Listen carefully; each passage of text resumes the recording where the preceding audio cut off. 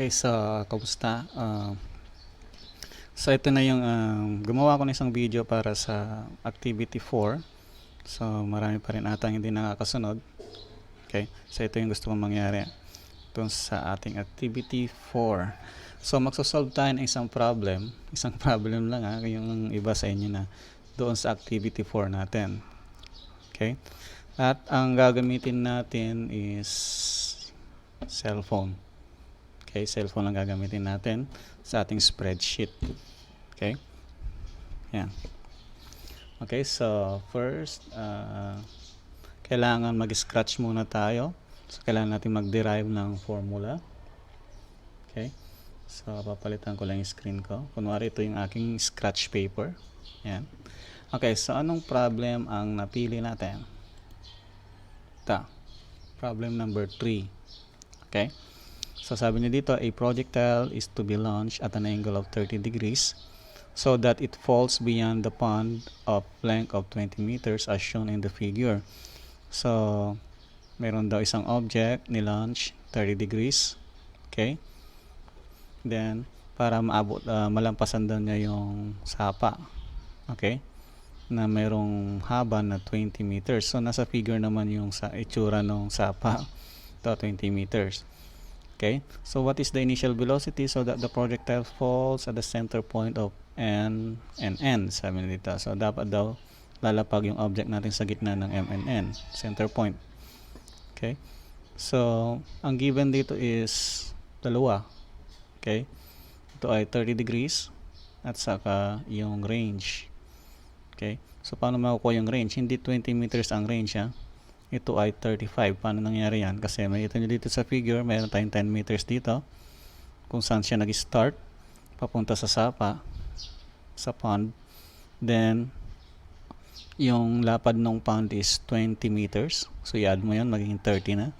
Then yung distance ng M saka N is 10 meters. So dapat daw lalapag siya sa gitna. So divide mo sa 2 yung 10. So 5.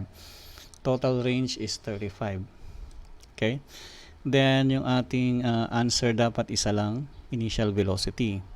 Okay, so sabi ko nga sa inyo, dapat wag na kayong gagamit ng ibang cell para sa mga iba pang mga target nyo. Okay, so dapat nandun na sa loob ng formula lahat.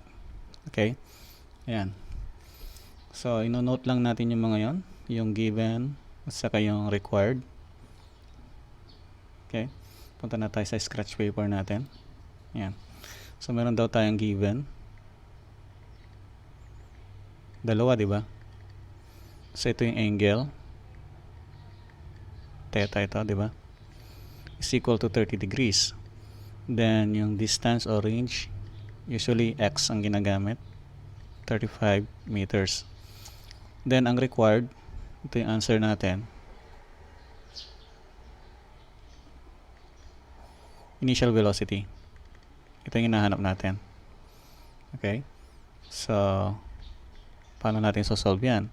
So, first, i-note nyo muna yung mga formula ng projectile. So, meron tayong formula for x is equal to vi cosine theta t. Then, yung y is equal to vi sine theta t minus 1/2 gt squared. Okay, note, negative ang ginagamit ko kasi nag-start siya sa baba pataas yung object. Okay, ito kasi yung sign na to is nakadepende sa gravity. Okay, kung yung object nyo tinapon pataas, magne-negative yan. Okay, pero kung yung object nyo galing sa taas pababa, magiging positive yan. Okay, so ganun lang yan, nakadepende siya sa gravity. Okay, ayan. So kung makikita nyo sa equation or sa formula natin, wala tayong VI, wala tayong T. Ganon din sa second formula, wala tayong VI, wala tayong T. So kailangan isolve muna natin yung T para ma-solve si VI. Okay, so paano gagawin yan? So analyze muna natin yung problem. So mapapansin nyo dito sa figure, lumipad yung object sa ground. So ang Y dito is 0. Lumipad siya. Then pagdating sa kabila, lumapag din siya same level kung saan siya nag-start. So therefore, yung y natin dito is 0 din. Okay? So, pamamagitan ng analyzation na yan, malalaman, makukuha natin yung time. I-set mo lang as 0 yung y dito. Okay? So, therefore, eto, yung y dito is 0 na. Then, vi sin theta t minus 1/2 gt squared. Okay? Ayan. So, lipat lang ito sa kabila. Magiging 1/2 gt squared vi sin theta. Okay? So, ito lumipat sa kabila. Okay? Then, kung mapapansin nyo, kung itong t na to lilipat dito sa baba or sa kabila, pupunta siya sa baba eh. Okay? Magdi-divide na to. So, sa taas meron kang dalawang t, tapos mababa pa to. So, magka-cancel na yan. Okay? So, wag ko na yung gaganon. Diretso ko na lang. Cancel ko na to. So, ito wala na. Ito, yung isa dito mawawala. So, isang t na lang naiwan dyan. Okay? Isang t na lang naiwan dito. So, mangyayari sa equation natin is 1/2 gt. Okay?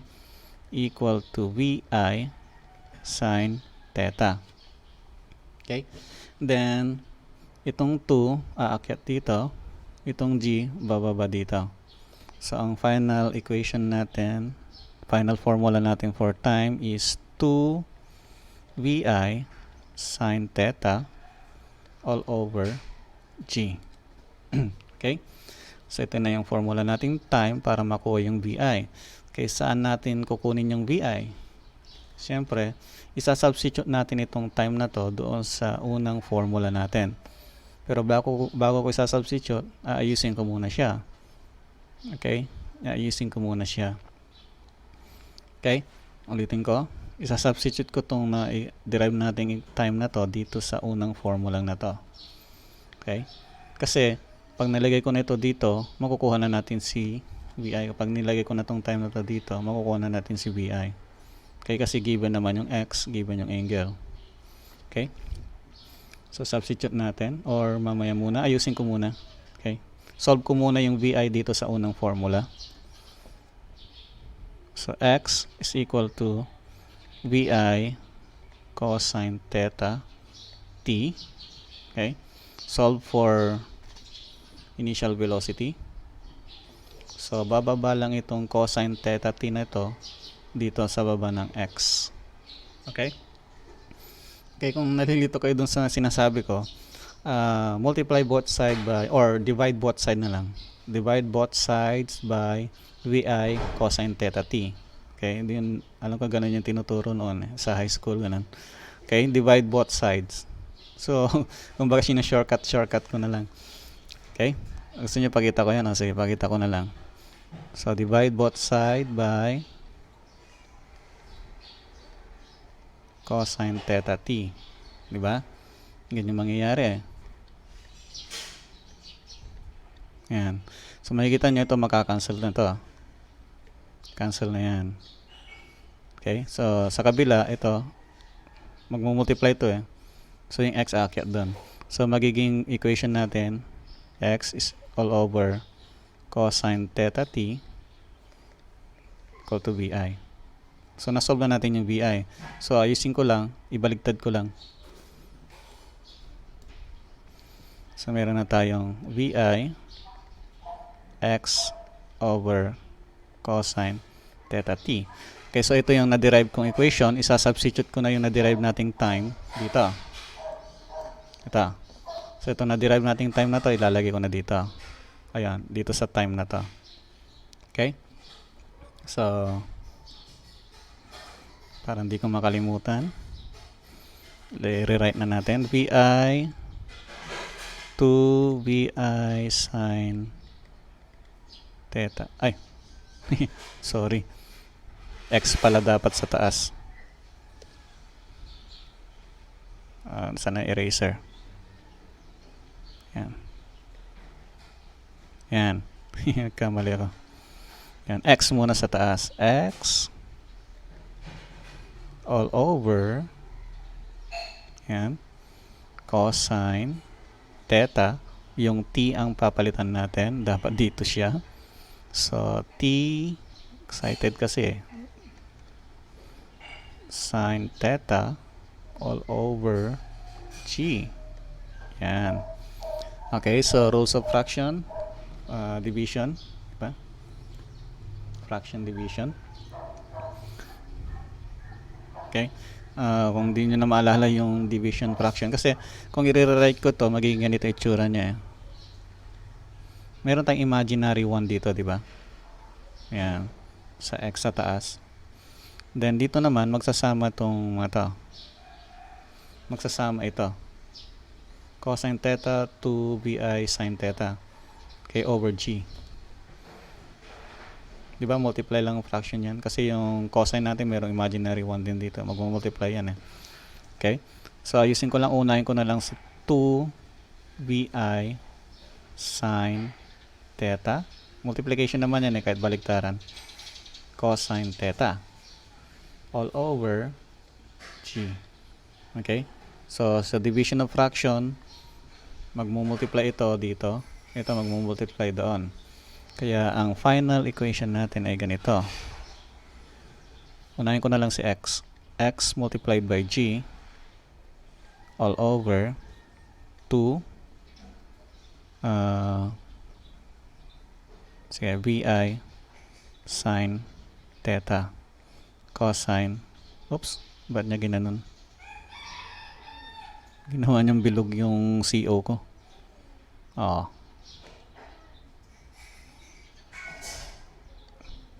Loko siya. Delete. Yan. So, pen. Cosine. Yan. Parang hindi niya gawing bilog. Yan. Then, meron pa tayong VI dito. Kailangan ma-eliminate to. So, lilipat ito dito. Multiply both side by VI. Okay? Okay, kung i-multiply both side mo by VI ito, ito, cancel out na to. Ito, mag-squared. Mag-multiply yan eh. Okay, so VI squared equal to xg all over 2 sin theta cosine theta. Okay, so actually itong 2 sin cos, merong identity ito eh. Okay, so para hindi na kayo mag-isip ng identity formula, okay na yan. Ilagay na natin sa equation natin. Kasi given naman yung angle eh. Okay, hindi naman natin sinosolve si angle. Kapag sinosolve mo si angle, kailangan yung kunin yung identity niyan. Okay? Given naman yung angle eh. Ito lang, yung squared natin dito, kailangan niyang lumipat sa kabila. Kasi dapat single lang to eh. Okay? So, kapag itong square na to lumipat sa kabila, magiging square root ito. So, therefore, ang initial velocity natin is square root. Kasi lumipat na yung squared sa kabila. Xg all over 2 sin theta cosine theta. Yan. So, ito na yung ating formula na gagamitin sa ating Excel. Oops. Yan. Hindi siya nag-squared. Ayaw talaga. Ayaw mo na. So, yan yung formula na gagamitin natin sa ating Excel. Okay, so ang gagamitin lang natin is cellphone. Itong cellphone natin. So, first, i-connect muna natin yung ating cellphone para makita nyo. Okay, allow.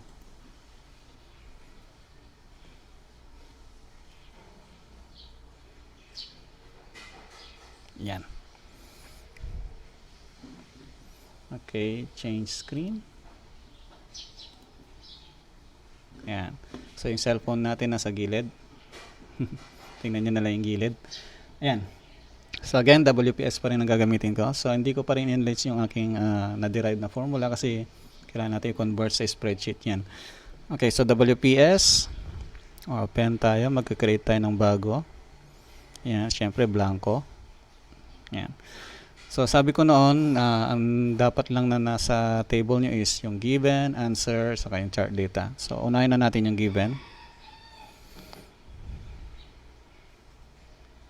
Okay. So, meron tayong dalawang given. Ito ay yung angle at yung ating range or usually x. Then answer. Ayan. So, dito yung answer. So, dito yung initial velocity, di ba? Ayan. So, kung saan yung answer, doon tayo gagawa ng formula. So, sa baba ng initial velocity sa cell A7.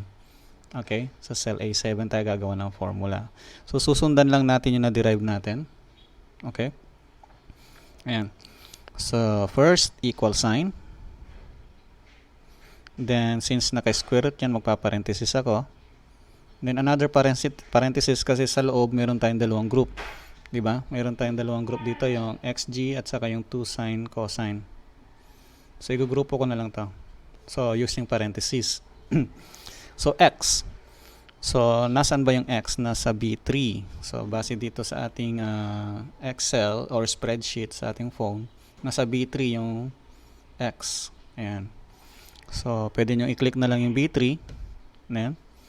Okay, then multiply by 9.81. So, pwede kong i-type yung 9.81 kasi ito ay constant. Diba? Hindi naman siya variable. Yan. So, close parenthesis. Yan na yung nasa itaas. Yan yung xg. Okay, yung B3 asterisk 9.81, yan yung nasa itaas ng ating formula. Then slash, gagawin ko na yung nasa baba. Okay, so first, lagay nyo yung 2, then multiplied by sine theta. Sine. Okay, so i-convert ko muna yung aking degrees into radians. Okay. Yan. So, angle ito eh. So, nasaan yung angle? Nasa A3. Okay. So, makikita nyo wala pa akong nilagay na value doon sa ating given. Gumagawa na ako ng formula. Pwede kasi yan. Okay, pwede yan. Pag nalagay nyo na kasi yung formula, bahala na yung Excel na mag-solve. Okay, so close parenthesis natin ng 2 beses kasi nag-open parenthesis tayo ng 2 beses doon sa ating sine. Then another multiplied by cosine. Okay, so cosine. Again, yung angle dito, i-convert muna natin sa radians. Yan. Then target nyo ulit yung angle. Nasa A3. Okay, then nag-open parenthesis ako ng 2 beses, close ko. Then isa pa para sa ating buong equation or 2 pa ata. Okay, 2 pa. Yan. Kasi yung unang parenthesis sa baba lang yon, then another parenthesis para sa buo. Okay, bakit ko pinarenthesis yung buo? Kasi naka-square root tayo eh. Mag-exponent tayo dito. So mapapansin nyo dito, hindi ako gumamit ng function na sqrt. Okay, ginamit ko yung raised to 1/2. Okay, na exponent. Okay, so isosolve ko na rin yung 1/2. Ito ay 0.5. Ayan, so square root yan. Okay, so pag enter natin, bibigay na niya yung sagot. Divisible by 0 kasi wala pang given or wala pa tayong nilalagay na value doon sa x at saka sa angle natin. Okay, okay, so balik tayo sa problem. Ano ba yung given? Ilan yung angle? Meron tayong 30 degrees. So, lagay natin sa angle, 30. Then, yung ating distance or range, 35. Diba? Yun yung na-compute natin kanina. Yan. So, 19.91 yung velocity. Ang unit nito is meters per seconds. Okay? Okay, so i-reduce ko lang yung decimal places. Okay, punta lang kayo sa home. Alam ko nasa home yun eh. Ayun ah. Increase, decrease number. Ito, nandito sila. Okay, so decrease natin yung decimal into 2. Then ayusin na natin yung table natin. Lagyan natin ng borders. Ayan. At saka lagyan na rin natin ng kulay. Gawin natin blue. Nasaan ba yung blue? Ayun. Fill color tayo. Sa fill color. Ito. Fill color. Blue. Yan. Then sa answer, okay, highlight natin sila. Then, ganun din. i-center na rin natin pala. Center. Yan. Nakalimutan ko i-center sa taas. So, ang fill color is yellow. Yan. So, i-center ko muna yung nasa taas. Yan. Okay?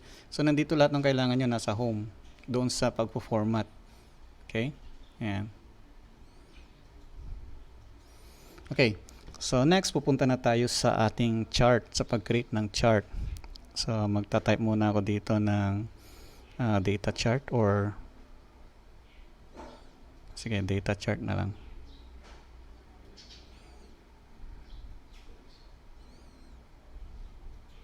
Data projectile motion na lang. Yan. So, anong kailangan natin sa ating chart? Kailangan natin ng time, syempre. Then, kailangan natin yung X and Y value para mapakita natin yung galaw ng ating projectile motion. Okay.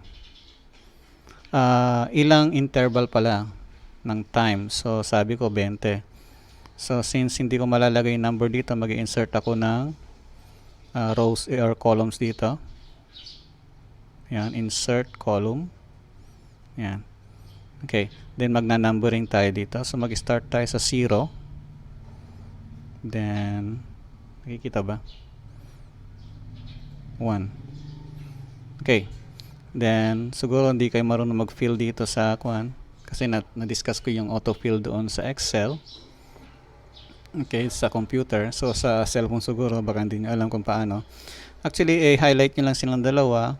Then, kung mapapansin nyo, merong lumalabas na parang menu sa taas. Hanapin nyo dito yung fill. Ayan o, fill. Okay, click nyo si fill. Magiging ganyan yung itsura niya. Magiging may araw-araw siyang ganyan. So, ibaba nyo lang ganun. Ito yung autofill. Okay, so hanggang 20. Ayan, so lumampas na tayo sa 20. Okay lang yan kasi pwede nyo naman burahin yan. Ayan. Okay, so pindutin nyo lang yung delete. Ayan. Inisa-isa niya. Nasaan ba yung delete all? So, isa-isahin ko na lang. Pero merong delete yan. Okay, so yan yung ating table. Diba? From 0 to 20. Yung interval. So, ayusin na natin yung ating mga table para maganda siya pang kalalabasan niya. So, format ulit. Gawin natin center lahat. Ayun, nakalimutan ko yung ilagay yung ating borders. Yan, lagay natin ng border. All borders, yan. Okay. So, i-dark, lagyan natin ng header. Heading, so, sige, lagyan natin ng fill color yung headings niya. Siguro, yellow na rin. Yan, yellow. Okay. Ayan, so, punta muna tayo sa view. Okay. Alisin natin yung grid lines. Hide natin.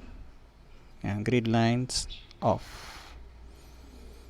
So, mapapansin nyo, pag zoom out ko itong aking ginagawa, wala yung mga guhit-guhit. Ang natira na lang ay yung table. Okay? Yan. Okay, so next is gagawa na tayo ng formula. Unahin na natin yung total time. Okay, ito yung problema ng iba eh. Gusto nila mag-create pa ng bagong cell. Di ba, pinagbabawal ko yung gumawa ng ibang cell unless hindi siya given or answer. Okay? Ngayon, kailangan natin yung total time para makuha natin yung intervals. So, problema yan. Okay? Bawal mag-create ng bago. So, saan natin lalagay yung total time? Dito sa number 20 na cell. Okay? Dito kaya ako maglalagay ng total time. Okay. So, ano naman yung total time? Yan. Ang total time natin is, meron tayong na-derive na equation kanina. Pwede nyo gamitin yon. Ito. Kaya lang, para sa akin parang masyadong complicated siya. Mas madali ko yung gamitin nyo ito. Okay, mas madali. Okay? Tingnan nyo. I-derive natin yung total time dito. Okay? So, So, x is equal to vi cosine theta t. Kahit sinong gamitin nyo, pares lang yung total time na lalabas, ha? Okay. So, t ang hinahanap. So, divide both side by vi cosine theta t. So, therefore, ang madiderive natin equation is x over vi cosine theta. Okay? So, yan na yung total time. So, para sa akin, mas madali yung itsura nito kaysa dito. So, bakit dito nalagyan mo lang ng tune? Okay. Pares lang. Pero ito na lang yung gamitin natin. Okay? Yan. So, zoom in ko lang. Okay. Type ulit. Equal yung x. So, nasaan yung x? Nasa taas. Okay. So, since... okay lang. Ang igugrupo ko lang dito ay nasa baba. Siya lang yung igugrupo ko. Kasi yung nasa taas, single lang naman siya. So, x, C3. Okay. Divide, slash. Then, nagugrupo natin. So, initial velocity. Ito yung nakuha nating initial velocity. Okay. Multiplied by cosine. Okay. Then, convert muna natin sa radians. So, makikita nyo, hindi ko hinihiwalay yung radians. So, yung iba sa inyo, hinihiwalay nyo pa yung radians. Nilalagay nyo pa sa ibang cell. Okay, ilagay nyo na sa loob ng formula. Diretso na agad. Okay. Then, target na natin yung angle. Yan. Okay. Then, yan. Then, another close para ma-close ko na yung buo sa baba. Okay na ba yan? Cosine vi cosine theta. Okay na. Okay, pag-enter ko dito, ibibigay na niya yung total time. So, ang total time is 2.03. Okay, i-reduce lang natin yung decimal places. Punta tayo sa home. Yan. Ang saya kaya kapag gumagawa kayo ng Excel dito sa phone kasi nakaupo ka lang. Yan.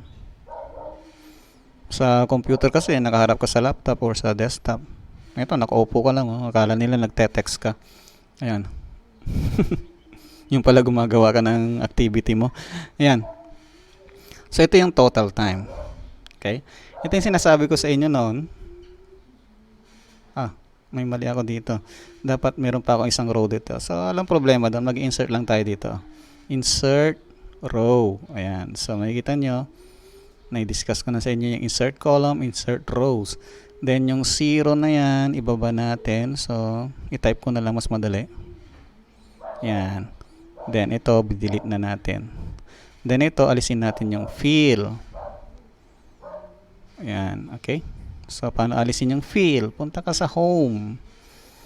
Yan. Punta ka sa fill color. Then, pindutin mo itong bilog na mayroong slash. Yan yung no fill. Diba? Yan. So, ang start natin is 0. Siyempre, sa ground. Kung 0 yan, sige. Hayaan lang muna natin ganyan. Okay. So, paano natin kukunin interval? So, bawal din kung mag-create ng bagong cell, di ba? Okay. Or, siguro, minanual nyo to. Isa-isa nyo. Okay. Pero mas maganda kung gumawa kayo ng formula. Okay. Mas mabilis yan. Sa ganito, So, paano makukuha interval? So, first, equal sign muna, siyempre. Okay. I-parenthesis ko na kasi mamaya i-add ko to Okay.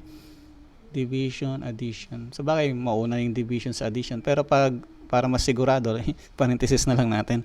Okay. So, ang gagawin natin is, i-divide natin tong total time doon sa total intervals. So, total interval is 20. So, total time slash 20. Okay, bakit ko in-input yung 20? Kasi constant naman yan. Diba? Constant siya. Hindi naman nagbabago yan. 1 to 20 talaga yan. Okay. Then, close parenthesis. Saka ko i-add doon sa nasa itaas. Okay? Ayan. So, dapat ang mga sagot natin ay naka 2 decimal. Okay, pero okay na yan. Okay, mayroon akong kulang dito sa aking equation. Alam niyo ba yung dollar sign?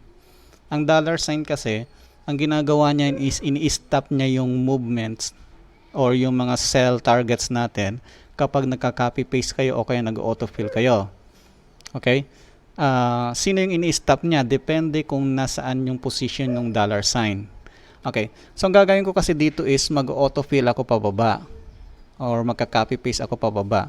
So, dapat ma-stop ko yung position ng row. Okay. Sino yung dapat kong i-stop? Ito, si total time, yung nasa number 20. Kasi dapat ang target na yan hindi nagbabago. Di ba napapansin nyo kapag naka-copy and paste kayo? Okay. So, kailangan naka-steady lang yung position ng ating time kapag kinapi-paste natin. So, lalagyan natin ng dollar sa bandang row. Okay. Siguro i-full screen ko lang yung aking phone para makita nyo mas maganda. Ayan. Okay. So, sino yung lalagyan ko ng dollar? Si B31. Okay. Saang banda yon? So, mas maganda siguro i-type na lang natin ito. Okay. So, B, then lalagyan nyo ng dollar sign, then 31. Okay. Ayan. So, kung mapapansin nyo, nilagay ko yung dollar sign sa tabi ng number, sa unahan ng number. So, ibig sabihin, ang pinapahinto ko dito ay si row. Okay. Kung gusto nyong pahintuin si column, ito ay yung letter. Ilagyan nyo ng dollar sign sa unahan ng B. Okay. Ayan. Siguro pag-experimentoan nyo to kapag may time kayo para makita nyo kung ano yung difference ng dalawa. Okay? Yan. So, ang mangyayari kasi dito, ini-stop niya yung galaw ng B31 kapag nag-copy and paste ako. Kasi kung walang dollar sign yan, tas nag-copy and paste kayo, yung position ng B31 magiging B32, B33, ganun. Okay? So, magbabago yung ating formula. So, ginawa ko lang yan para ma-stop ko yan. So, bago ko i-autofill ito, siguro ayusin ko muna. Gawin nating 2 decimal. Mas magandang tignan kasi pag ganyan. Okay. Then, yung tinuro ko kanina, i-fill natin to. So, i-click nyo lang. Then, hanapin nyo si fill. Ayan. Okay. Zoom out natin. Mas maganda. Ayan. Para diretso. I-fill nyo yan hanggang dito sa baba. So, pindutin nyo yung down arrow. Yan. Ayun. So, makikita nyo, nagkaroon na tayo ng sagot. Okay, ng time. So, yan yung time interval. So, nag-start siya sa 0, then sumunod, 0.10, 0.20. So, makikita nyo, 0.10 yung interval. Hanggang umabot siya sa 2.03. Okay? Ayan. Then, makikita nyo yung inyong target. Yung B31, siya pa rin. Okay? So, bawat formula, yung B31, nagbabago. Pero tingnan nyo yung B14, habang bumababa ako, nagbabago yung row niya. Pero yung B31, ganun pa rin. So, ini-stop siya nung dollar sign. Okay? Yan. So, kasi gagamitin na naman natin yung dollar sign dito sa formula dito sa kabila. Yan. Para hindi na tayo nagtatype isa-isa ng formula. Okay? Yan. Okay, so start na natin sa formula for x. Actually, gagamitin niyo yung formula ng projectile dito. So, sino yung gagamitin nating formula? Yung x and y. Okay? Di ba yung x is equal to vi cosine theta t. Yung y is vi sine theta t minus 1 half gt squared. So, yun ang ilalagay natin dito. So, start muna tayo sa x. Ayan. So, ilalagay natin equal. So, initial velocity, target is nasa, ito, P7. Okay? Pero, kailangan yung target natin hindi nagbabago. So, lalagyan natin ng dollar ito. Okay? B, dollar, 7. So, ang target natin ito. So, initial velocity. Okay? Multiplied by cosine theta. Okay, so cosine parenthesis radians, then angle. So ang angle position is nasa B3. So again, dapat hindi nagbabago yung target. Okay, B3, B dollar, nasaan na yung dollar? Ayun, dollar 3. Okay? Then close parenthesis, dalawang beses. Then multiplied sa time. Okay, ang time na gagamitin natin ay yung time na nakuha nyo sa table. Okay, sa table na na-create natin dito sa data projectile motion. Okay, yun ang time na gagamitin natin. Multiplied by time. So, itong time hindi natin lalagyan ng dollar kasi yung target natin bumababa. Okay, bumababa yung target. Ang hindi kasi bumababa ang target itong mga nandito. Okay? Ayan, so i-target na natin yung time. Ayan. Then, okay na yan. Kasi ito na yung VI cosine theta t. Enter. 0 yan. Okay, so gagawin ko lang is 0 kasi 0 yung time. 2 decimal places din. Okay? So, bago ako mag-autofill, dapat tapusin ko na rin yung Y. Mas maganda. Okay? So, dito is equal sign, initial velocity. So, dito, naka-steady na naman yung initial velocity. Ito ay B dollar 7 multiplied by sine radians angle. Ang angle target natin is ito, naka-steady rin, B3. Okay, so B dollar 3. Okay, then close parenthesis, then multiplied by time. Okay, so yung time ito. Okay, yung time dito sa ating data projected. Okay? Yan. Hindi pa tapos yan kasi meron pa tayong 1/2. Okay, 1/2 GT squared. So, minus 1/2. So, isosolve ko na yung 1/2, 0.5. Multiplied by G, 9.81. Multiplied by T again. So, time ito. Yung nasa B11. Okay? Then, dapat naka-square root yan. So, hindi na naman ako gumamit ng power dito ha. Ang ginagamit ko ay yung mga symbol na binigay ko sa inyo. Caret 2. Okay. Okay na ba yan? Itong nagawa kong equation sa Excel. Okay. Okay na ba yan? Okay. Para sa akin, okay. Why? Kasi, again, sinusundan niya ang PEMDAS. Okay. So, ang gagawin niya dito is i-exponent niya muna CB11 ng squared. Pagkatapos niya ma-exponent, i-multiply niya lahat ng i-multiply. Okay? Siya nga pala, kailangan i-solve niya muna yung sign. Okay? Yan. Pagkatapos niyan, saka niya i-minus. So, okay na to. So, hindi ko na kailangan ng masyadong maraming parenthesis. Okay? Okay na yan. Kasi sinundan niya yung PEMDAS. Okay? Yan. Enter. Yan. Then again, 2 decimal places tayo dito. Yan. Okay, then i-autofill na natin ito. So, paano mag-autofill ulit? So, first, select muna natin yung dalawa. Then, pindutin si fill. Then, saka nyo i-drag down. Ayan. Tanan! Ayan na yung X and Y value. Ganun lang kadali. Okay? Pag sanay na kayo niyan, ay, mabilis na kayo sa phone. Okay, so paano naman yung chart? Ayan, chart.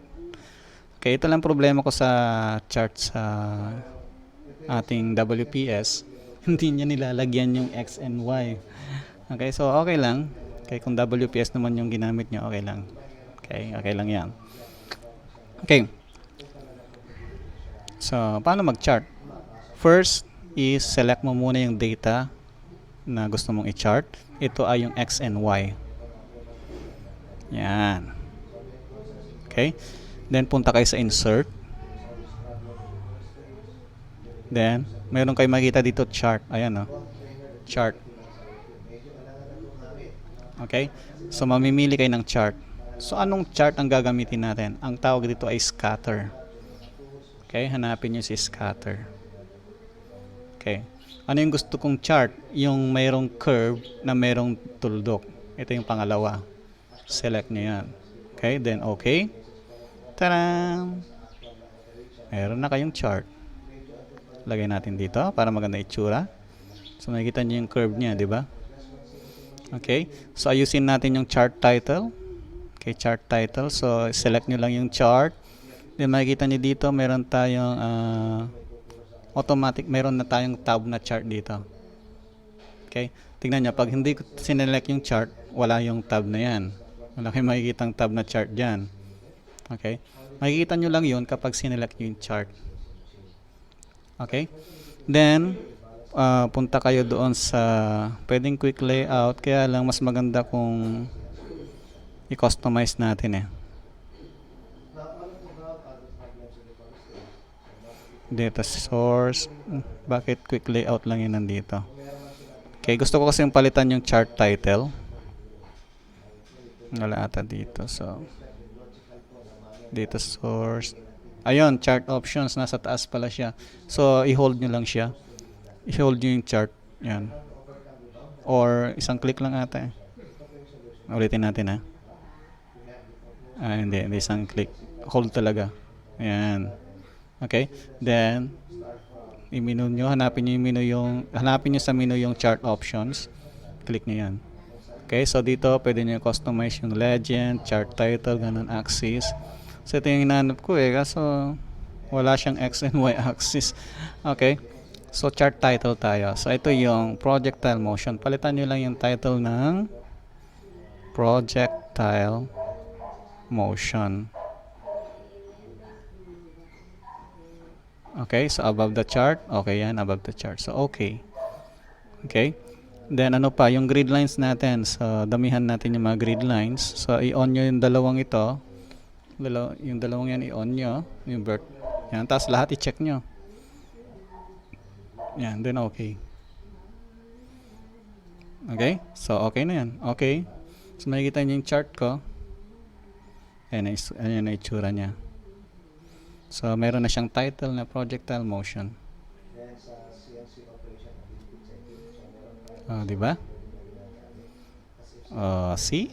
So nagawa ko yung number 3 using phone lang. Okay? So walang walang kayong palusot ha.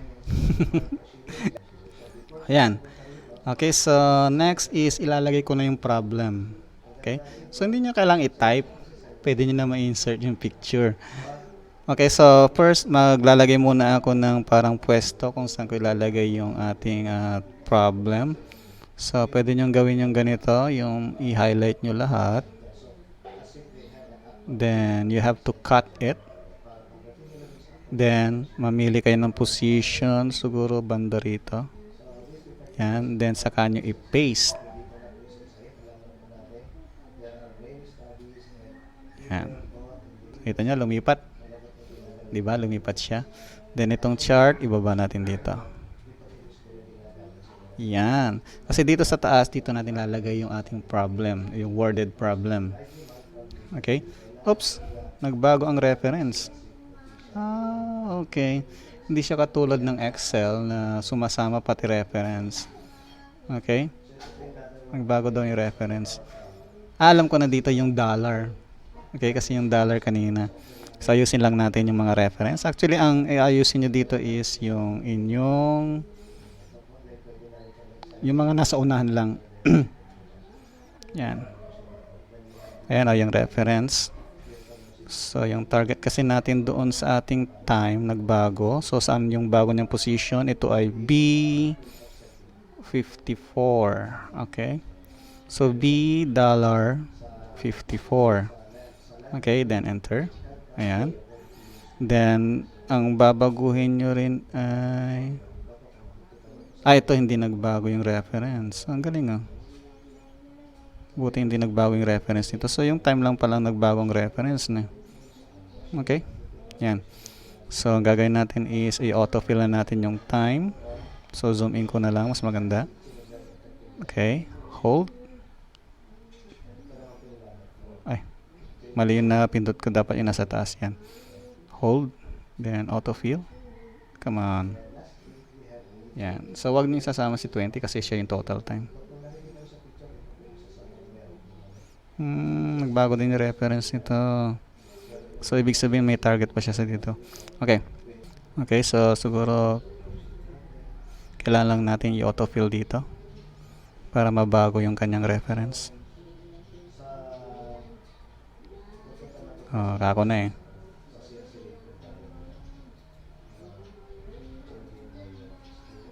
Yan. Okay, tingnan natin yung chart. Okay na yung chart. Tanan! So, isisingit na natin yung problem dito. Okay, so paano natin sisingit? So, kailangan i-open muna natin yung problem. Okay. Yung naka-PDF. Okay, so mamili na lang ako dito sa mga klase natin. More assignments. Yan, so activity 4. Kailangan ko ma-download yung file kasi, yung PDF. Wala kasi dito sa phone ko eh. Okay, so edit assignments. Sa inyo, iba yung itsura. Iba yung, basta i-download nyo muna yung PDF. Okay. So, ayan siya. Convert to JPEG. No, I just wanna open it. Ayan, PDF. Yan, okay, so pwede nyo i-print screen or something like that. Siguro i-print screen ko na lang. Yan. Okay, then i-crop nyo. Okay. Yan, so punta tayo doon sa photos. Photos.